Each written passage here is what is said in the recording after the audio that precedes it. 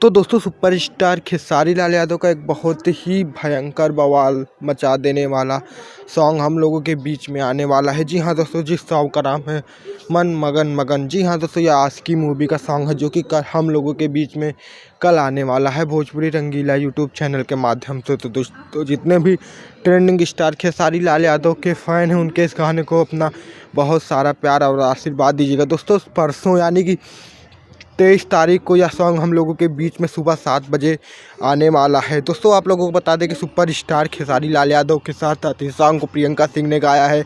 और दोस्तों आप लोग इस सॉन्ग को सुनिएगा और बहुत सारा एंजॉय कीजिएगा। और दोस्तों हमारे चैनल को सब्सक्राइब कर लें क्योंकि हम भोजपुरी से जुड़ी सभी न्यूज़ सबसे पहले आप तक पहुँचाते हैं। मिलते हैं नेक्स्ट वीडियो में। जय हिंद, जय भारत।